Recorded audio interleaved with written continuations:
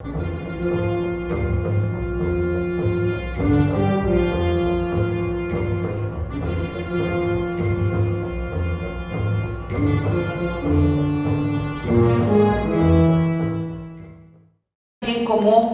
un montón de otros actores políticos, entre esos las cámaras de comercio, las cámaras industriales, los grandes medios de comunicación, los consorcios también de distinto tipo, participan de esos cuerpos políticos que le dan un contenido también material específico al proyecto nacional, ¿no? Hoy sabemos pues que en la reforma de 2013, en la reforma energética de 2013, Iberdrola participa en la compra y en el lobby político con los grupos de los partidos para, ¿no?, lograr que se concretara la reforma energética, por ejemplo. Y ese tipo de asociaciones son las que a Gramsci le interesan mucho, porque si ustedes recuerdan, pues desde Marx, ¿no?, desde Marx se dice, bueno, el Estado es una herramienta de clase, ¿no? ¿Y eso qué quiere decir? Porque aquí para Gramsci el tema sería entender que la clase burguesa tampoco es homogénea entre sí, o sea, no es un estrato de la sociedad perfectamente identificable, inamovible, homogéneo, ¿no?, sino que también entre ellos hay enormes tensiones. El propio Marx lo diría, ¿no? Los más grandes depredadores de los propietarios de los medios de producción son los otros propietarios de los medios de producción por la competencia que tienen que tener. Pero hay muchos momentos en los que establecen muchas alianzas, ¿no?, de tipo corporativo, en fin, pero el hecho es que también estos requieren hacer alianzas con esa otra dimensión del Estado en la que está pensando Gramsci, ¿no?, es decir, el Estado político.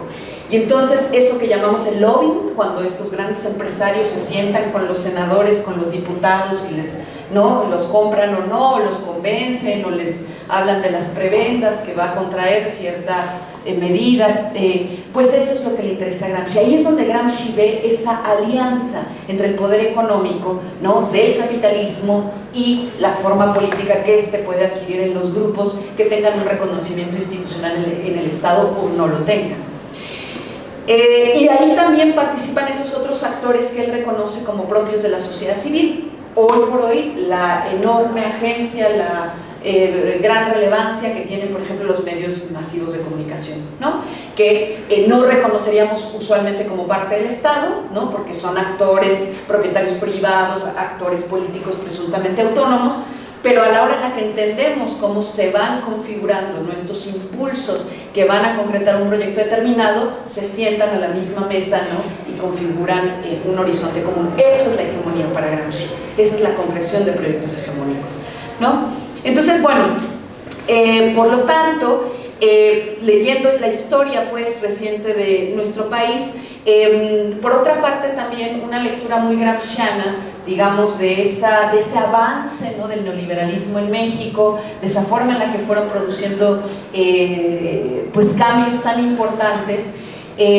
También hay que leer como el lado anverso, ¿no? Y el lado anverso, muy visto a la gramsciana, tendría que ver con algo que les decía hace un momento, es decir, tratar de problematizar cuál fue el lugar, ¿no?, de los grupos subalternos en ese entramado sociopolítico tan complicado. Y pues yo creo que aquí, ¿no?, en México, algunas cosas pueden hacernos ver cómo es que mientras avanzaba el neoliberalismo, mientras todo esto iba sucediendo, pues en realidad hubo muchísimas fuerzas, ¿no?, que de manera activa, consciente y organizada se resistieron a todas estas medidas. Entonces, ya leída como, ¿no?, la historia reciente de este país, pues nos hace mirar, por ejemplo, ese acto inicial del momento en el que el Ejército Zapatista de Liberación Nacional, ¿no?, sale a tener un acto público en el 94, en el momento mismo en el que se acababa de firmar el Tratado de Libre Comercio, es decir, el acto central de esa asociación Estado-Comercio, Estado-Capital, pues surge un grupo que tiene precisamente una presencia que va a significar, creo yo, una de las resistencias más importantes que se dieron en nuestro país en esa década y seguramente también podremos afirmar que en la subsecuente, ¿no? Entonces, al mismo tiempo que eso se estaba dando, también nosotros, a quienes nos tocó vivirlo, ¿no?, siendo jóvenes, También ahí pudimos ver, por ejemplo, la Asamblea Popular de los Pueblos de Oaxaca, que conocimos como la APO, es decir, la movilización del magisterio que respondía a una medida súper neoliberal, ¿no? Que tenía que ver con la afectación al trabajo a uno de los sindicatos más grandes del país, sigue siendo uno de los sindicatos vitales del país. Es interesante cómo el neoliberalismo, una de las cosas que ataca, por supuesto, es la organización de la clase trabajadora, y la clase trabajadora en este país estaba organizada en sindicatos corporativos, ¿no?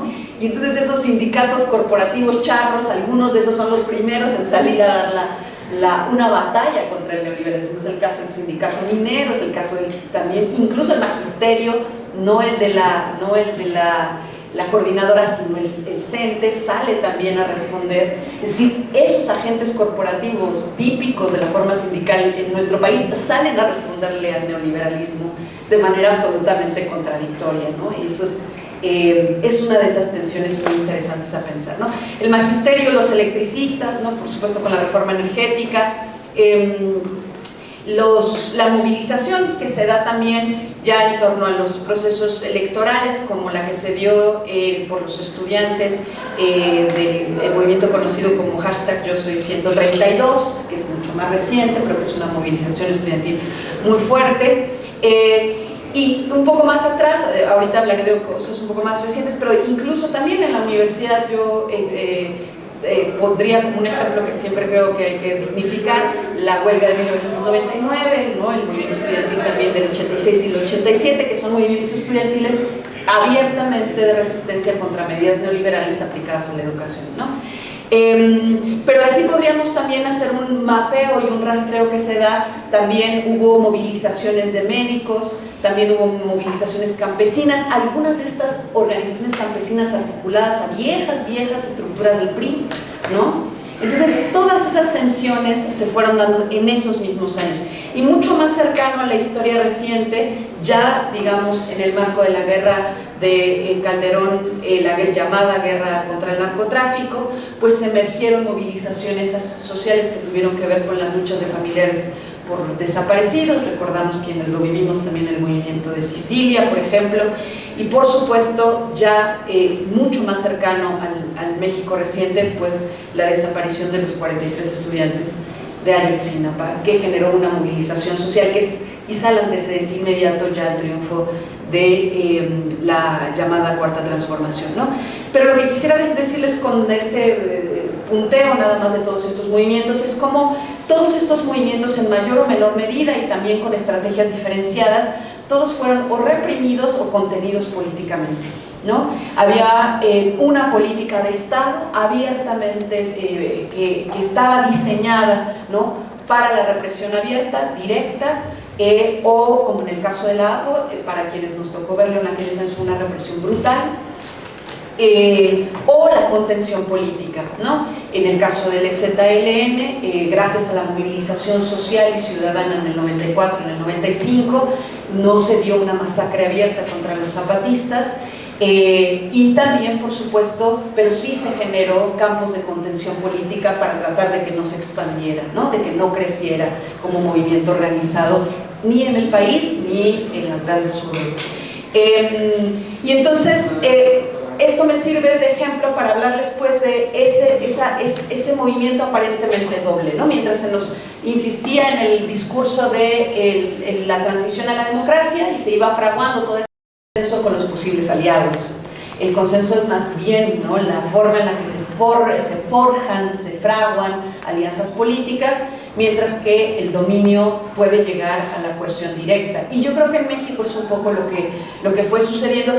Y también habría que distinguir, ¿no?, la izquierda durante esos años, las izquierdas, creo yo hay que afirmar en plural, pues siempre hubo una izquierda digamos partidista, una izquierda reformista, una izquierda estatalista, que desde siempre, ¿no?, pugnó por forjar una vía estratégica a través de la llegada al poder político, y también siempre hubo una izquierda o muchas izquierdas que no consideraban, ¿no?, la necesidad de participar de la vía política del Estado para configurar otro orden y otro proyecto político, ¿no? Eso, diríamos, lo podríamos rastrear desde las guerrillas de los años 70, ¿no? Y que muchos pervivieron mucho tiempo, ¿no?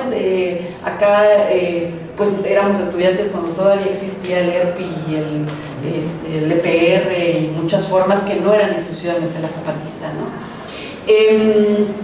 Entonces, bueno, por lo tanto, un poco la idea es mostrarles pues que la posibilidad de pensar, ¿no?, esa razón neoliberal en nuestro país, creo que pasaría por la necesidad también de observar cómo tenemos que ver el ejercicio del dominio, ¿no?, que se dio en términos económicos y políticos del neoliberalismo, pero también creo siempre necesario pensar la forma en la que se dieron las resistencias fácticas y sociales a esa movilización. Y de ahí también cómo tratar de entender esta cosa llamada la Cuarta Transformación, ¿no? Que es otro asunto que pues quienes lo están pensando, quienes estamos tratando de pensarlos, evidentemente seguimos intentándolo, es decir, es algo que habrá que ir observando durante muchos años, ¿no? Y creo que ahí es la propia narrativa de quienes participan de la Cuarta Transformación insiste, ¿no? Claudia Sheinbaum, ahora que tomó posesión, ella misma se reconoce como una hija del 68, como una activista estudiantil en el 86-87. Hay una narrativa que insiste en que lo que vivimos actualmente es heredero de esa historia de resistencias que se dieron en aquellas décadas. Y esto es cierto, ¿no? Pero aquí lo que podríamos, ¿no?, problematizar de manera crítica tiene que ver con que no todas las fuerzas sociales que durante esas décadas se manifestaron en contra de la política neoliberal, no todas decantaron en la configuración de Morena, ni tampoco de eso que se llama el obradorismo, ¿no? No todas las fuerzas políticas decantaron en eso. Algunas se mantuvieron autónomas como hasta la fecha, pero hay otras que emergieron también ahí, ¿no? Hay una distinción interesante entre quienes están estudiando esto y que piensan que habría que separar la forma en la que se fragua el partido político Morena, ¿no? Es decir, esas fuerzas y esos agentes políticos que llegan y firman y dicen queremos un partido y vamos a necesitar, ¿no?, un registro y todo esto, y el obradorismo como movimiento social. Y el obradorismo como movimiento social realmente surge en 2005 y en 2006, es decir, en el proceso de desafuero. El proceso de desafuero y la resistencia ciudadana al mismo es una de las movilizaciones sociales más grandes que se dieron en esos años. Y el obradorismo pues no necesariamente milita en la 4T, no necesariamente está afiliado a Morena, no necesariamente convalida todas las decisiones políticas que se toman, pero por supuesto que hace parte de un imaginario, si queremos llamarle así, ¿no?, de un imaginario social que tiene en el centro la figura de Andrés Manuel López Obrador y toda la serie de componentes políticos que fueron generándose a partir de ese año y de esa movilización, y que sin lugar a dudas recaba, recoge, trae hacia sí luchas sociales que algunas tenían larga data, ¿no? El discurso político de Andrés Manuel se nutre en realidad de muchas luchas sociales que tenían más o mayor profundidad histórica en nuestro país. Entonces, cuando pensamos pues a la Cuarta Transformación como una forma ya de Estado-Gobierno, que ese también es un asunto muy interesante, el momento en el que ese movimiento social se hace partido y luego cuando se hace Estado, pues ahí se dan, ¿no?, recomposiciones que siguen estando en movimiento y que son muy complejas. Primero del movimiento social se forja el partido, eso entonces pone centralidad política en algunos grupos, en algunos agentes, ahí se forjan corrientes, dicen que no tienen corrientes, pero sí tienen corrientes al interior, aunque en sus estatutos no aparezcan. Y una vez que se hacen Estado, por supuesto que emergen otros agentes políticos, ¿no?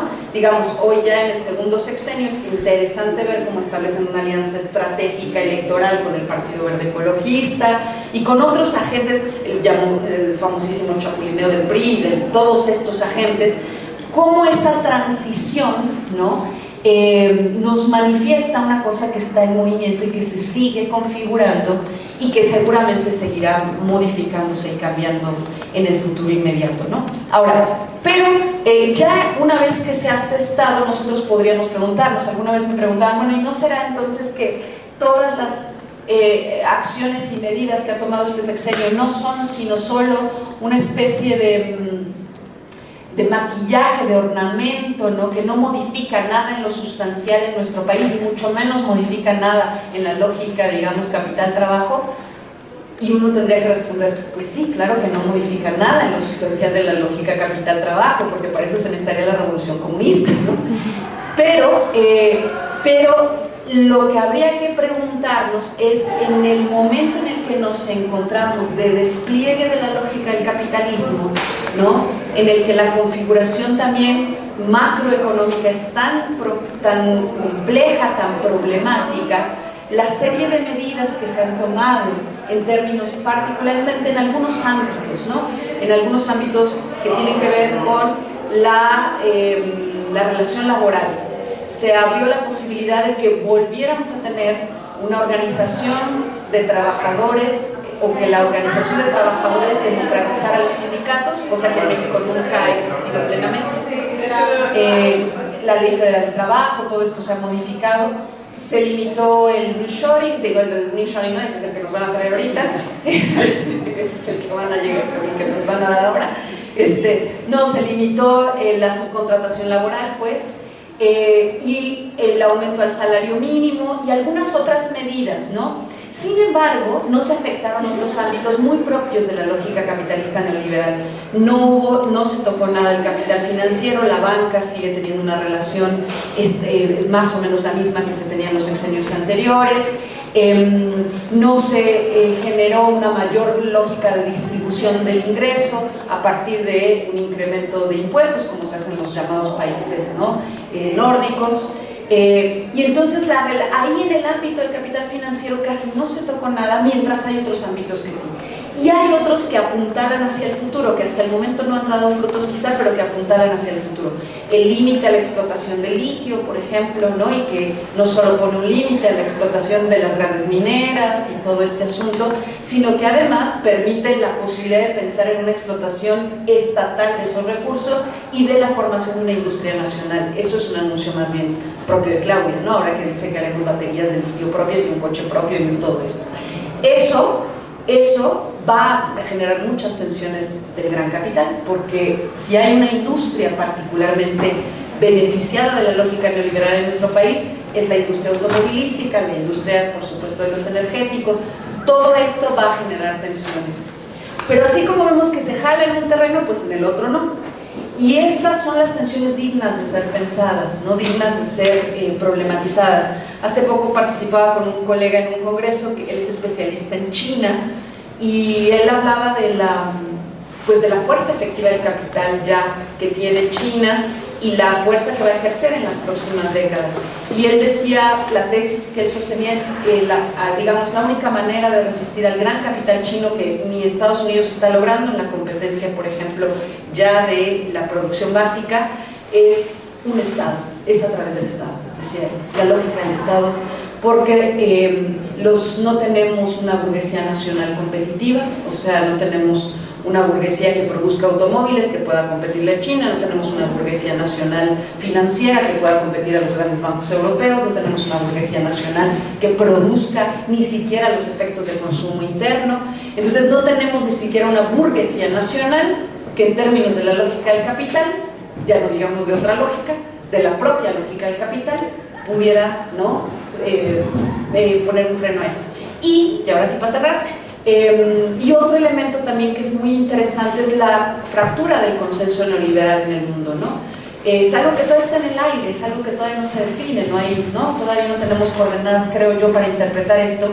Pero, ¿qué se llamaba el consenso neoliberal? Bueno, digamos, la asimilación política de las grandes potencias, de que el neoliberalismo era finalmente la orientación que iba a permitir el pleno desarrollo del gran capital y de las potencias mundiales y de sus burguesías nacionales y de los grandes corporativos en términos de un desarrollo constante y de crecimiento constante de la economía mundial. Sin embargo, desde la crisis de 2008 y en los años subsecuentes, lo que se ha observado es que lo que ha producido en realidad todo esto son enormes monopolios, grandes oligopolios que escapan a la lógica de la aprehensión de cualquier normatividad que les haga pagar impuestos, que les dé regulaciones mínimas al trabajo, todo esto, y en detrimento, ¿no?, de muchas pequeñas industrias o muchos ramos industriales nacionales. Entonces eso explica de alguna manera por qué, por ejemplo, un Donald Trump hace unos años declaraba que había que tener una lógica estatal proteccionista, es decir, no neoliberal, ¿no? Es decir, un gran agente del capital diciendo la lógica ya no puede ser el neoliberalismo porque, ¿no?, los que están pagando, ¿no?, los costos de esto son los industriales, el gran capital norteamericano, ¿no? Entonces, esa lógica que ya asumía que el neoliberalismo era el camino, el único camino, incluso dentro de las grandes oligarquías económicas, hoy no se da por sentada. Y así podríamos observar lo que pasa en Europa, ¿no?, como lo que llevó al Brexit, lo que lleva también a la guerra en Ucrania. Es decir, hay muchos síntomas muy importantes de esa fractura y que, por supuesto, para nuestro infortunio no significa que sean signos de que vayamos a mejorar esa situación, sino de que probablemente se incrementa la gran lógica de acumulación de capital, ¿no? Entonces, bueno, no cerré de la manera más optimista, pero decirles que todas esas capas están ahí y bueno, pues más bien ya cerrar para que podamos conversar.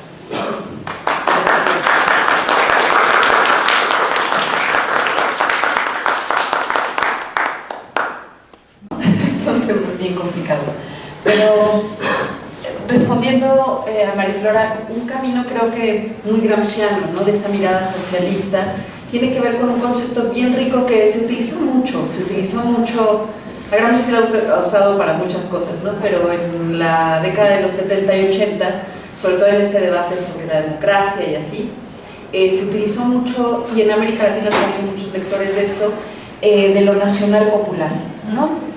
Y esto sí es muy interesante y sí, como que nos da herramientas, porque digamos que Gramsci lo que observaba y cómo se ha utilizado tiene que ver con la idea de que nosotros podemos reconocer que hay movilizaciones sociales, ¿no?, que a veces son por derechos muy específicos o porque hay afectaciones muy inmediatas del territorio, de la propiedad, de distintos tipos, ¿no? Y no necesariamente esas movilizaciones tienen una mirada que apuntale a destruyamos el capitalismo, ¿no?, sino que tiene más bien un componente popular, dice Gramsci, ¿no?, en donde el elemento de cohesión colectiva puede ser identitaria, de grupo, ¿no?, corporativo, o sea, ahí donde yo trabajo, ¿no?, los otros trabajadores como yo, es decir, puede tener elementos de cohesión, de distintos tipos, ¿no? Y en este caso, el factor popular, que para Gramsci es algo que permite pensar esas variaciones que incluso nos darían una mirada sobre la a veces espontánea asociación que se puede dar entre unos campesinos que están defendiendo en ese momento que el aguacate se los paguen tan barato, y de pronto también se identifican con la lucha que estaban dando aquellos otros por esa otra cosa, y una lucha popular de largo alcance. Y para Gramsci dice, y a veces hay quien logra darle forma a eso, ¿no?, quien logra darle una forma política a eso. Para Gramsci eso es lo que habría pasado con la 4T, es decir, alguien que le logra dar una forma al descontento popular que tiene nombre y apellido diferente en cada caso, ¿no? No es lo mismo entonces, claro, los campesinos de Michoacán que la gente que está en el trabajo de la pizca prácticamente en el norte del país, ¿no? O quienes están luchando o buscando a sus desaparecidos, es decir, tiene un apellido en cada caso diferente, pero logra fraguarse como una lucha popular. Y para Gramsci no era de despreciar lo nacional popular, que era una discusión que se daba en el marxismo del siglo XIX y del siglo XX muy antigua, porque, claro, Marx decía proletarios del mundo unidos, ¿no? Entonces eso rompe las fronteras nacionales y no vamos... Y toda la posición del socialismo en contra de ir a la guerra imperial en la Primera Guerra Mundial y en la Segunda Guerra Mundial. Pero la pregunta era, sí, pero la gente sí se identifica como una identidad nacional, ¿no? Hay una anécdota de la Segunda Internacional, ¿no? Donde están debatiendo, ¿no? La necesidad de las alianzas estratégicas entre todos los proletarios del mundo y no sé qué, y entonces está la sección de los ingleses y está ahí los ingleses, ¿no? Defendiendo esto, y llegan los irlandeses, ¿no? Y entonces dicen, con los irlandeses no nos sentamos. O sea, sí somos proletarios y ambos somos la representación internacional de la Internacional Comunista, pero esos son irlandeses.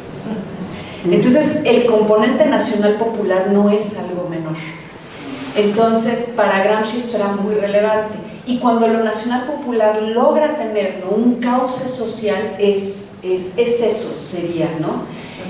No es suficiente quizá para esa, ¿no? lectura socialista que implica confrontar abiertamente al capital, pero también en una lectura muy gramsciana, si se quiere, o si estira un poco la liga, tendría que ver también con que la lucha social se va construyendo, es decir, la organización política se da en la lucha social ordinaria, y si la gente hoy por hoy está luchando por esto, no es algo que pueda despreciarse, ¿no?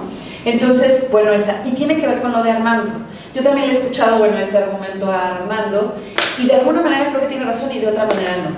También en debates con otros compañeros que están pensando el asunto, hay algunos de ellos que sostienen una tesis con la que yo no estoy de acuerdo, pero se las comparto. Que todos los programas sociales, ¿no? que tienen asignación directa, lo que han hecho es inmovilizar a la sociedad contestataria, ¿no?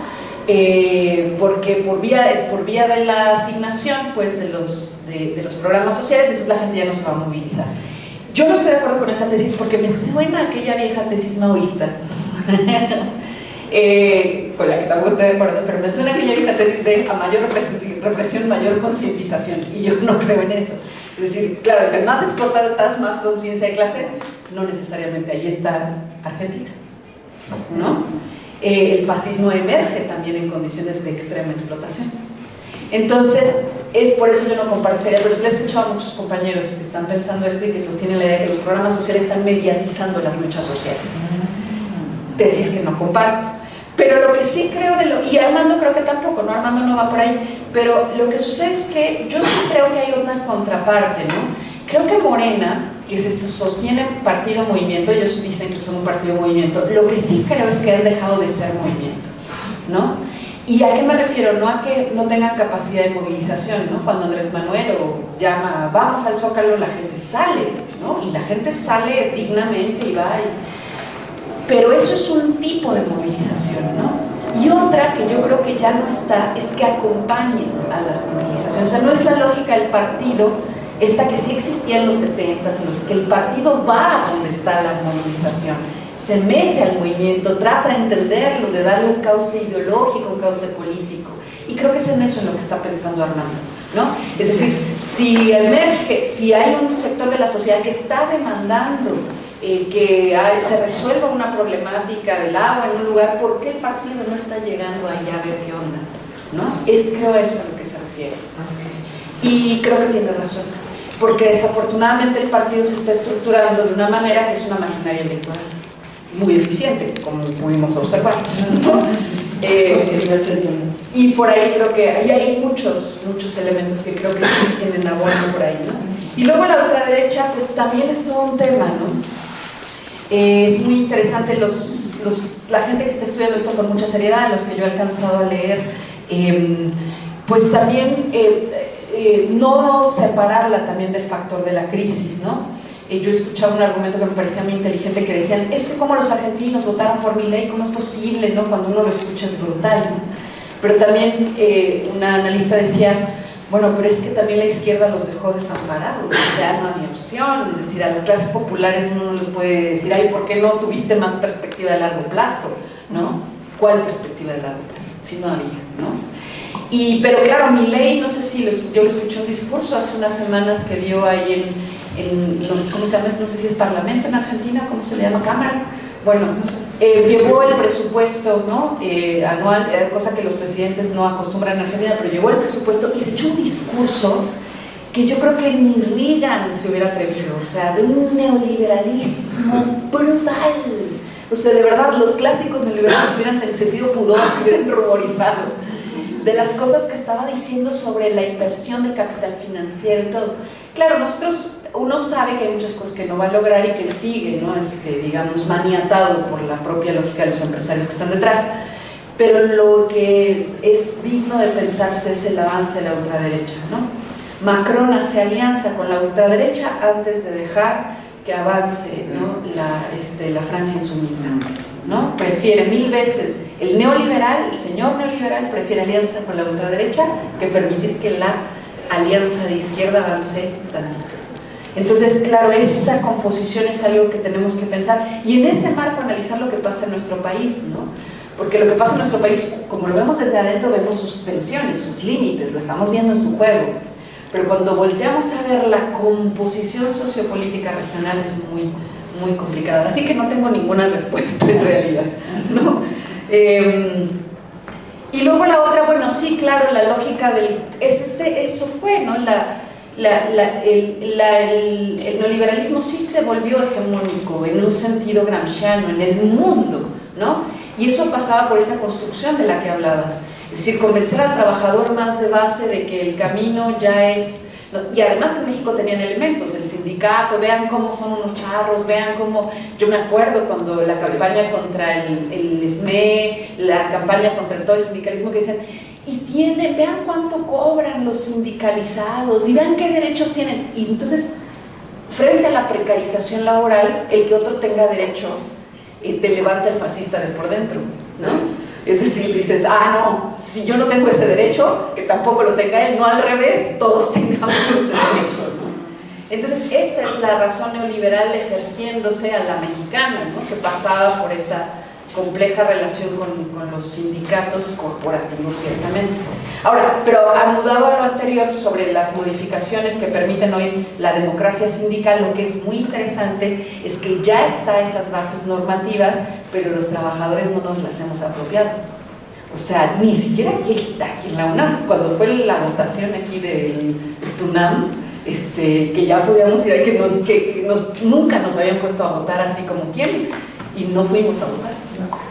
Entonces hay una tensión de la profundización de la lógica organizativa neoliberal. Yo creo que también es eso a lo que apunta Armando, ¿no? O sea, hasta dónde hemos, no hemos vuelto a podernos organizar de manera autónoma. Pero bueno, eso pienso.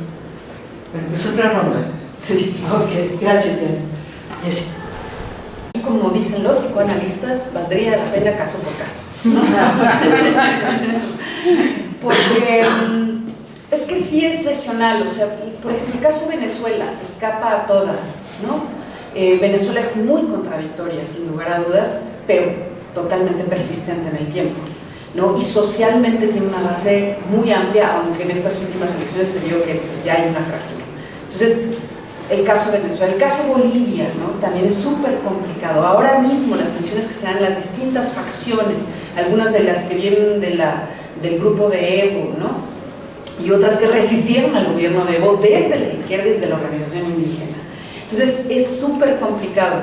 Lo que es cierto es que quienes han analizado esto, algunas ideas que creo que sí se sostienen, es que, por ejemplo, en Argentina, Milei solo llega después de la deuda que se contrae con el Banco, ¿no? Mundial. Y Javier Fernández solo puede lidiar con la deuda, es decir, se contrae una deuda abismal. Y entonces las posibilidades del Estado de tratar de poner, ¿no?, elementos básicos de un Estado benefactor son mínimas, y solo se profundiza la crisis, ¿no? Por otra parte, cuando uno ve Brasil es otro planeta también, ¿no? Cuando se ve todo lo que sucede, bueno, no solo la batalla que se libra durante la primera oleada de gobiernos progresistas en la región, ¿no?, sino además la respuesta organizada que dan los grupos financieros, los grupos, digamos, locales que responden, ¿no?, a todo esto, y el juicio político que hacen a Dilma, se da en el momento en el que Dilma dice vamos a regular a los bancos. O sea, Dilma declara eso, acto B, empieza el juicio político, ¿no? Entonces es muy interesante ver caso por caso cuánto se puedan perpetuar esos gobiernos. Ahora, Bukele es otro, hay otra composición también interna muy complicada, ¿no? Pero hay casos peores, es decir, observar a Haití es verdaderamente tremendo, ¿no? Entonces, no lo sé, yo creo que no hay fórmula, yo no creo que haya fórmula a esto. No creo que suceda de manera igual, ¿no?, sino que sí hay diferencias, y México siempre ha tenido una historia muy peculiar. O sea, México no es equiparable. Además, miren, piensen, Bolivia tiene ¿cuántos millones de habitantes? ¿5 millones de habitantes o 10? No sé. Brasil, bueno, no, Brasil sí, pero Argentina también, 20 millones de habitantes. O sea, la complejidad sociopolítica de un país como este es mucho más amplia, y además nosotros tenemos tratado de libre comercio con América del Norte. Es decir, aquí la composición tendrá otra cosa, no, ¿cuál? No tengo certeza, pero por lo pronto no hay ultraderecha organizada fuerte, con proyecto político, no hay. O sea, sí están, pero no tienen proyecto y no tienen capacidad de convocatoria, ¿no? O sea, que no contesté nada. Creo que mucho, porque al final, o sea, yo me quedo con, sí hay una bronca del Fondo Monetario Internacional poniendo estructuras clásicamente neoliberales para impedir la formación de derechos sociales, sí, y a partir de ahí seguir metiendo estructuras neoliberales que impidan como... Y así esas instituciones nos protegían realmente. O sea, el Poder Judicial en México tiene una negro pasado. Ese es el tema, ¿no? O sea, quizá en el papel sí, quizá formalmente sí, pero por vía de los hechos, pues eso, mira, bastaría darle seguimiento a ciertas demandas que hubieran tenido más un corte social y cómo todas las pararon, ¿no? Eso, yo recuerdo la movilización de los médicos, ¿no?, cuando las jubilaciones, recuerdo, bueno, a nosotros, a los estudiantes, cuando nos defendieron aquí en la universidad, ¿no?, nos entaparon, es decir, yo creo que es una narrativa que han creado ahora, pero la verdad es que el Poder Judicial en nuestro país no goza de buen prestigio, porque no hay antecedentes que nos hagan mirar eso, incluso los datos que han sacado recientemente, ¿no?, de cuántos de los casos que llegaron a la Suprema Corte de Justicia que tenían que ver con derechos sociales, cuántos pasaron por ahí, cuántos tuvieron una resolución en favor de los trabajadores. Ninguno. Entonces ahí el discurso de la 4T es muy potente, porque parten de una realidad que sí es así, ¿no? Ahora, yo ponía el ejemplo del INE, que se supone que era garante de los procesos electorales, y todos los procesos electorales, el de 2006, el de 2009, el de 2002, el de 2015, todos tuvieron movilizaciones sociales en las que había mucha documentación de fraudes, ya sea el gran fraude federal o fraudes locales. Y lo interesante, para quienes nos tocó verlo, vivirlo, era que el INE no operaba el fraude, el INE lo que dejaba es que el fraude sucediera. Entonces los representantes del INE estatales se iban así, ay, no hubo representante, ay, dicen que ahí llegaron con unas llenas, ay, qué casualidad. Entonces, y eso se comandaba desde el INE. Entonces, desafortunadamente lo que sucede es que estas instituciones no gozan de un prestigio social porque las vimos operar, ¿no? Entonces, yo creo que el tema es que un poco lo que decía Mariflor, ¿no? Si hay la posibilidad de profundizar esas cosas que se están resarciendo, tendrá que ser una lucha social también, ¿no? Es decir, si queremos un poder judicial que, más allá del debate que se está dando en el presente, realmente ejerza justicia, sí necesitamos darle un contenido social, y no dejarlo solo a las fuerzas políticas actuantes, porque entonces efectivamente unos nos dicen que eran increíbles cuando todos sabemos que no lo eran, y otros nos dicen otra cosa que a lo mejor no termina de convencernos probablemente, pero sí hace falta eso, la movilización social.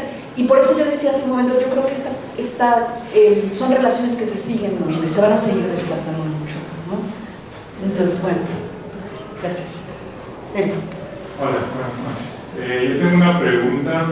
Dentro del marco estableciste de relaciones de fuerzas, Estado ampliado, etc., ¿cómo interpretas tú la relación de 4T en general, periodo pasado, con el ejército? Es una relación súper complicada y algo que tenemos que pensar un montón, ¿no? Yo creo que apuntan con razón quienes dicen que hay una relación, bueno, orgánica necesaria. El Estado es ejército, entre otras cosas, ¿no? Pero por supuesto que nosotros, desde una mirada de izquierda y para un gobierno progresista, lo que esperamos es que la relación con el ejército sea una relación que no le dé centralidad, ¿no? Es decir, van a tener relación con el ejército porque soy jefe de las Fuerzas Armadas, pero sí esperamos que no le den una determinada centralidad. Ahora, pero creo que tienen razón. A mí no me gusta la centralidad que tiene el ejército en el gobierno, pero esa es mi mirada. Pero creo que es cierta una cosa que tampoco podemos obviar. En México nunca hubo golpe de Estado, afortunadamente, ¿no? Pero el que no haya habido golpe de Estado en este país no significa que no pudiera haberlo, ¿no? Es decir, que el ejército mexicano tomara la decisión de aliarse con los grupos opositores a la 4T y encaminar las condiciones a algo parecido a un golpe. ¿Y por qué podríamos no suponer que...? Porque como no tenemos ese pasado, presumimos que no puede pasar.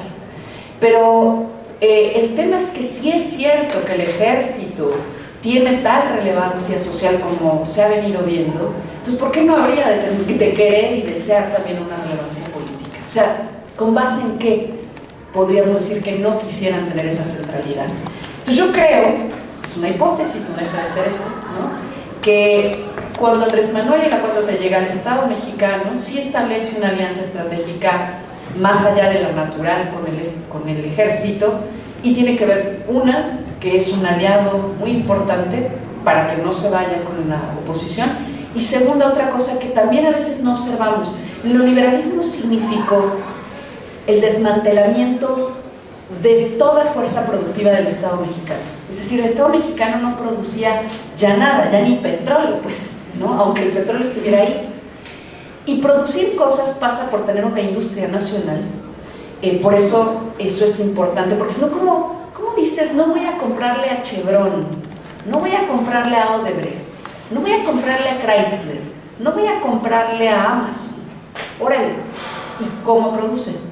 Entonces, en México desmantelaron la industria productiva y desmantelaron la burguesía nacional, o sea, los pequeños empresarios, bueno, pequeños grandotes para nosotros, que no somos empleados nomás, pero los desmantelaron. Y yo creo que también hubo una alianza productivo-estratégica con el ejército, y por eso son la mano de obra que está en los aeropuertos, y es porque es una mano de obra, porque además Andrés Manuel lo decía muchas veces, ¿no?, lo que estoy haciendo es una nueva forma del New Deal, ¿no?, de Roosevelt. O sea, estoy reactivando la economía. ¿Cómo? Generando trabajos, ¿no?, masivos de forma inmediata. Entonces, con dinero del Estado genero salarios, genero consumo interno y reactivo la economía. Y de hecho sí funcionó, eso fue lo que hizo. Pero el componente agregado es que buena parte de esa mano de obra además era del ejército. Y eso le salió más barato que pagarle a ICA, que pagarle para que fueran esos los productores. Entonces yo creo que aquí, además de la presencia del ejército, para este debate tan complicado sobre la presencia del ejército para cuestiones relativas con la seguridad nacional, también está la fase productiva. Es la mejor solución, no tengo idea, pero creo que eso es una realidad visible, notoria, ¿no?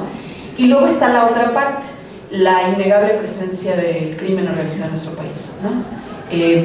Es una caja negra imaginar. Cuando llegaron ahí se dieron cuenta de que el volumen de la presencia del crimen organizado era tan grande.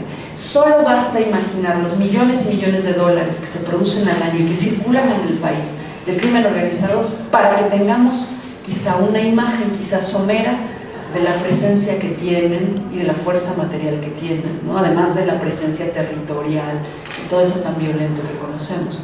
Entonces, en síntesis, tampoco, digo, a mí no me gusta que una de las reformas que pasó sea la reforma que pasa la Sedena, ¿no? Todas las funciones estas no me gusta. Por otra parte, leo que está esa alianza en ese plano productivo y en ese otro plano. Sí. Gracias, Dani. Seguimos explotando. Sí.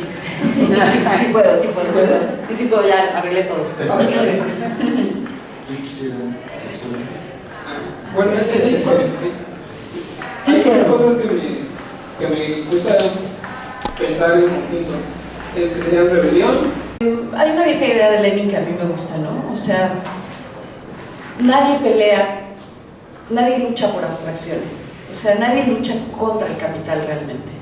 O sea, así sales al mundo y voy a luchar contra el capitalismo. Luchamos contra el capitalismo cuando defendemos que me paguen lo que me tienen que pagar, ¿no? Lucho contra el capitalismo cuando peleo porque esta minera no se instale en mi pueblo, ¿no? Lucho pero son luchas concretas, ¿no? ¿Por qué te digo esto? Porque ciertamente no estaba en su horizonte. El esquema de la 4T es un esquema de Estado benefactor neokeynesiano, ¿no? De hecho, cuando declaran cuáles fueron las medidas económicas que tomaron es Keynes, así, ¿no?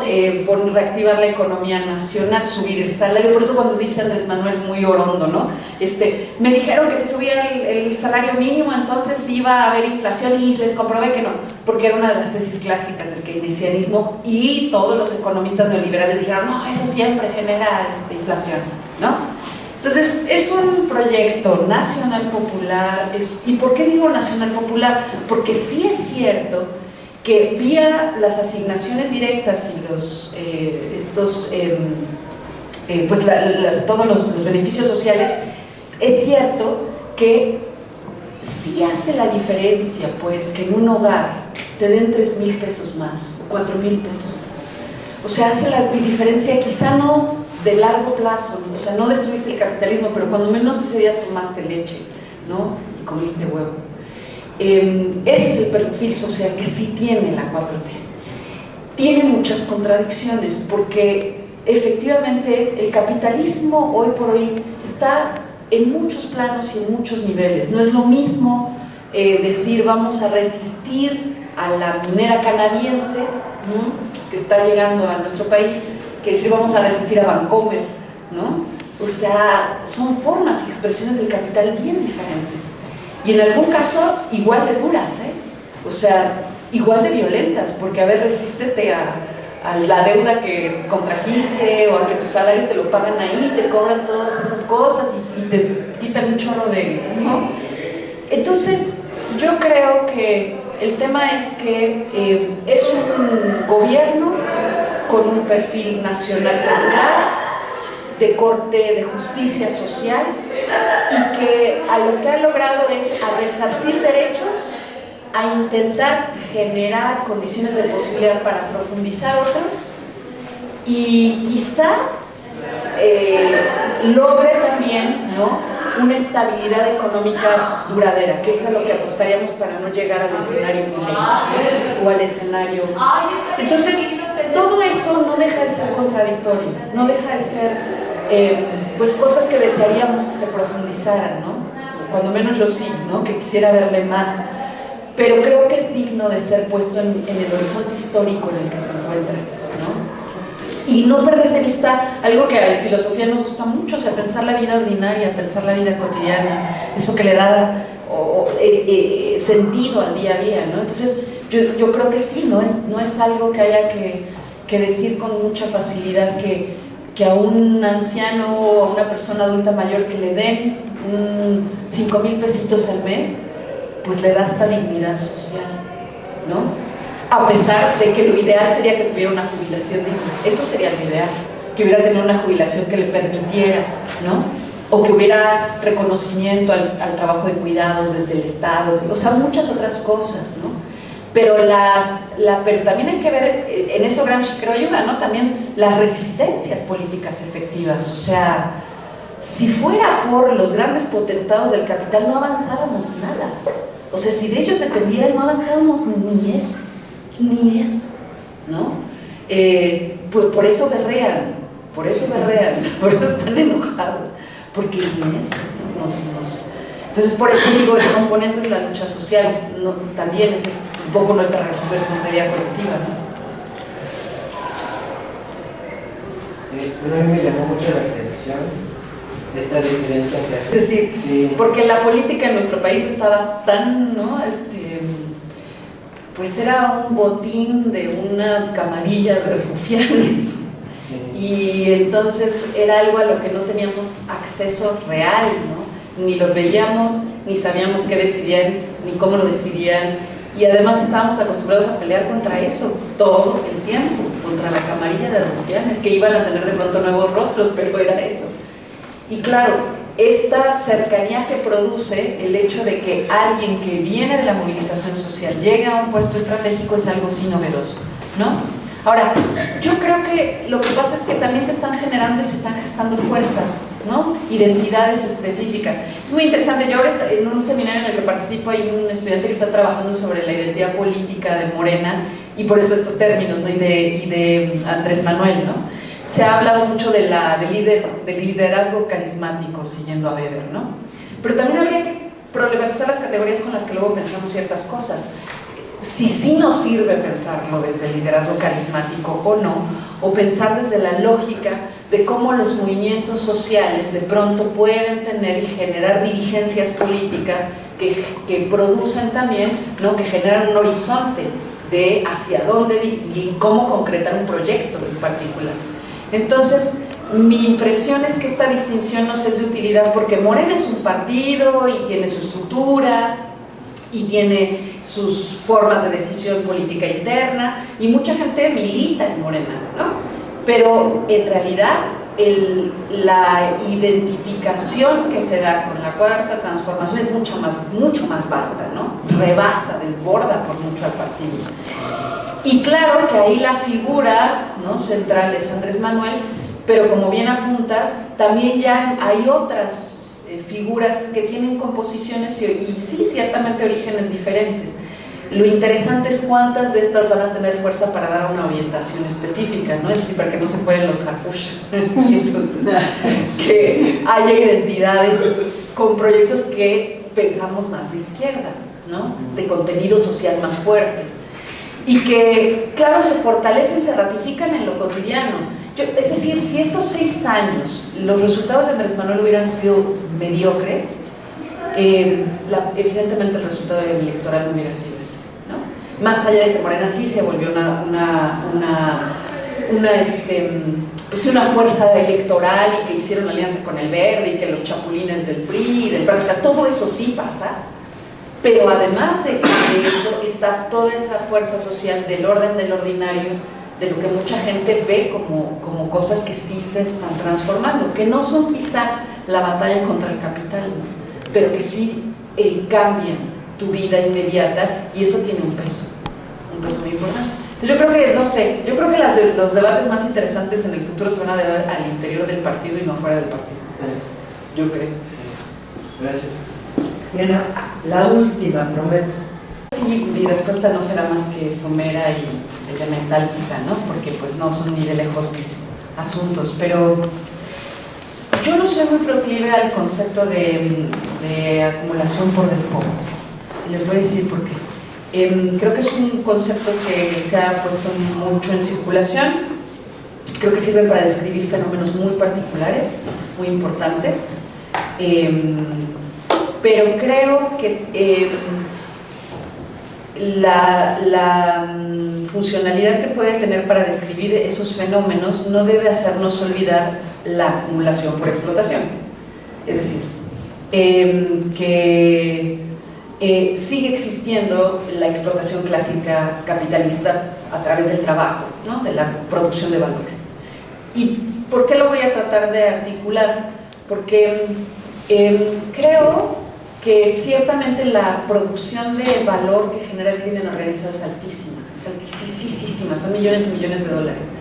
Pero lo interesante es a dónde van a parar, ¿no? O sea, porque ¿dónde lavan el dinero? ¿Dónde lo invierten? Y aquí en México hay estudios bien interesantes sobre cómo buena parte del capital que ha producido el boom inmobiliario es capital del crimen organizado, ¿no?